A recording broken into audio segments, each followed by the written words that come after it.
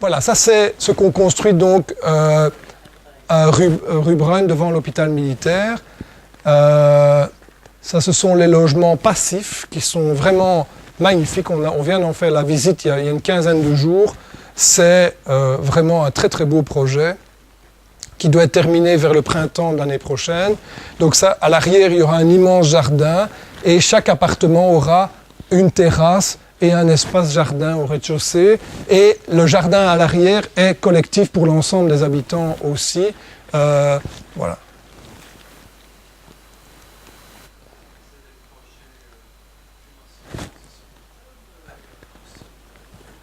Oui. Non, c'est le CPS pur. Et ici, sur ces logements-là, on est dans le cadre de l'opération 1000 logements avec la ville.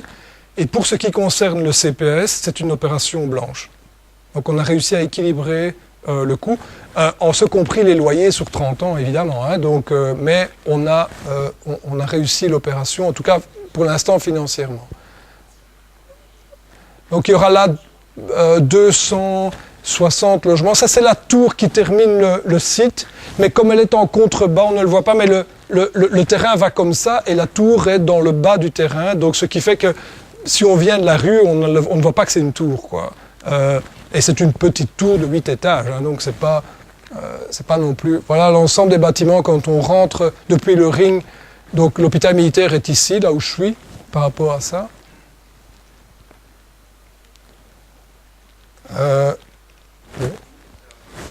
C'est la fin. Ah ben voilà. Voilà. Bah, c'est minutes pour aujourd'hui, quoi. Voilà. Et donc, oui, alors il y a aussi, ils ne sont pas dessus, mais il y a aussi donc des logements qui se construisent rue Médory, en face de l'école européenne qui est en train de se construire aussi. Donc là, il y a un gros chantier, l'école européenne et nous à côté. En face, enfin. Il y aura 11 logements aussi, avec un petit jardin privatif pour tout le monde, une terrasse pour tout le monde au minimum. Et nous construisons aussi donc Place Willems, où nous resterons là aussi, quand vous êtes sur la Place Willems sur la gauche, en venant d'ici. Là aussi, donc, il y aura plusieurs logements, je ne sais pas vous dire combien. Rue Médory, c'est 19 logements. Place Willems, je ne sais plus combien c'est, mais bon, bref, il y aura une bonne dizaine de logements, je crois. Dans les anciennes maisons de la ville. Les travaux sont en cours. Hein. Et ça maintient le petit parc intérieur ou pas? Oui, on maintient le bâti. On rénove l'intérieur, mais on maintient le bâti, on maintient l'espace global, quoi. Oui, il y a un accès qui est prévu comme ça, ouais.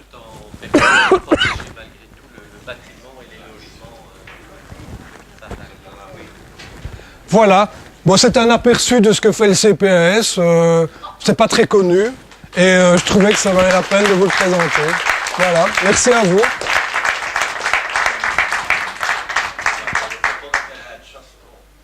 Non, ça, c'est en Wallonie. On peut refaire une séance avec la Flandre et la Wallonie. Ce qu'on possède en Flandre et en Wallonie. Donc, oui. Oui, on a beaucoup de terrain. Donc, mais, c'est anecdotique, mais en fait, donc le CPS possède des terrains en Flandre et en Wallonie. Et ces terrains sont des champs de patates ou des domaines de chasse, hein, des bois, très comme ça. Tant que ça reste tout ça, on n'y touche pas. Ça ne vaut pas une chic, donc on n'y touche pas.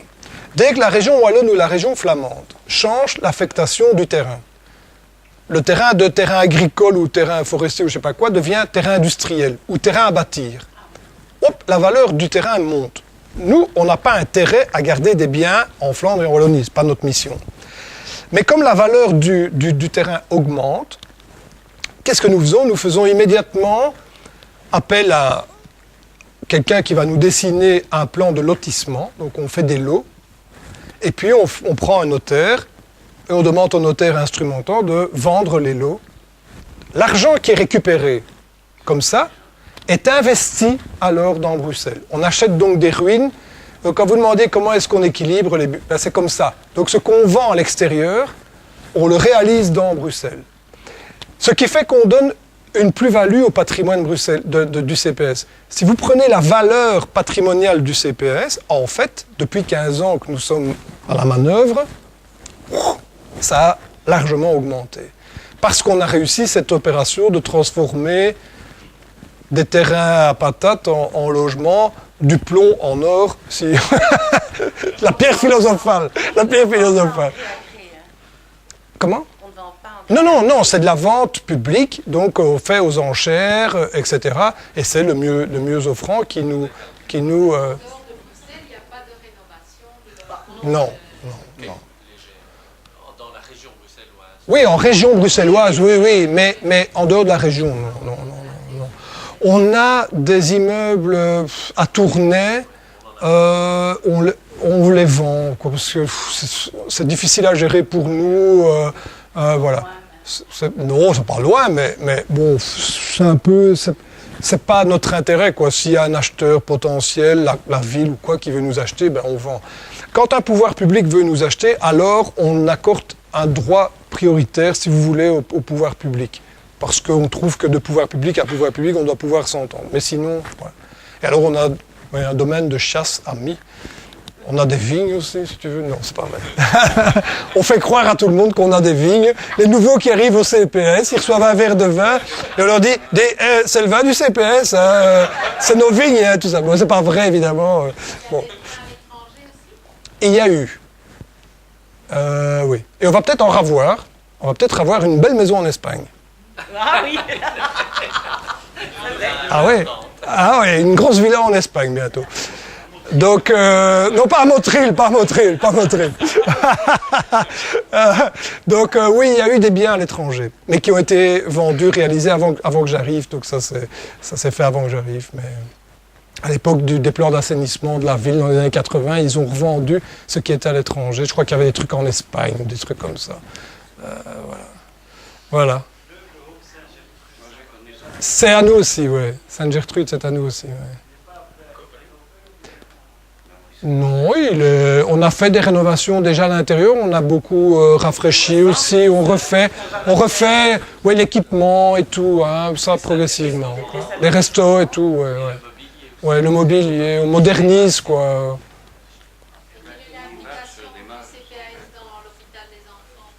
C'est à nous. Ben, tout, les lits. Les lits sont à nous. En fait, ce qui se passe, c'est que l'hôpital des enfants bordait l'ULB est avec nous en partenariat 50-50, mais plus maintenant en Bordeaux, ils ne sont plus qu'à 20 et nous à 80.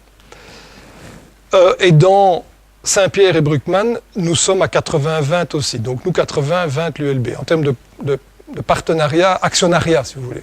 Mais tout nous appartient. Donc les lits, voilà. Le bâtiment, les lits, tout appartient au CPS. Tout le matériel appartient au CPS. Les médecins sont sous contrat avec le CPS, enfin c'est plus directement le CPS, c'est l'hôpital, mais l'hôpital est un chapitre 12 du CPS, donc c'est la même chose. En fait, là où l'ULB intervient, c'est que l'ULB désigne les médecins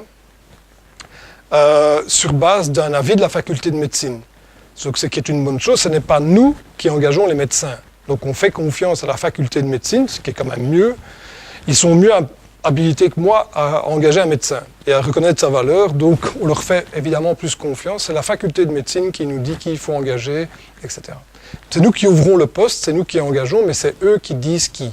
Donc c'est évidemment aussi des hôpitaux de stage pour les médecins, des jeunes étudiants qui font leurs années après le bac, qui sont bien au-delà, quoi. Hein.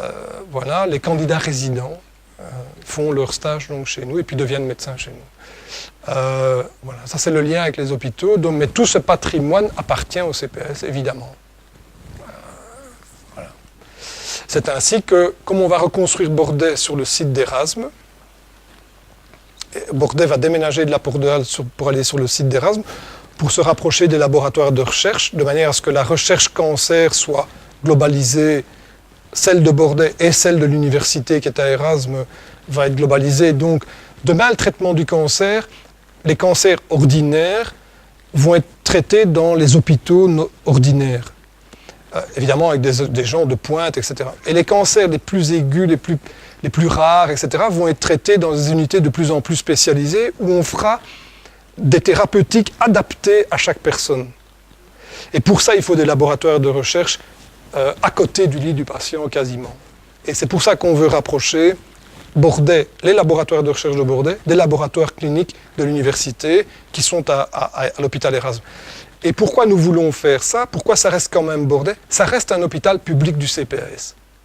Donc ça veut dire qu'on mettra, ce qui est l'ambition que l'on a depuis toujours, la meilleure médecine, la plus haute qualité médicale à la disposition du plus simple des Bruxellois, qui est envoyé par nous, par la ville de Bruxelles, par son CPS, etc. Et donc ça, c'est important. Et dans nos hôpitaux, dans le centre, et à Bruckmann, donc Saint-Pierre et Bruckmann, on maintient évidemment de la médecine de pointe, mais en deçà, pour les cancers, qui sera en deçà de ce que fait Bordet. Et donc on aura un échelonnement vers ça. Et je trouve que c'est important. Mais du coup, le site de Bordet à la Porte de Halle, on le récupère.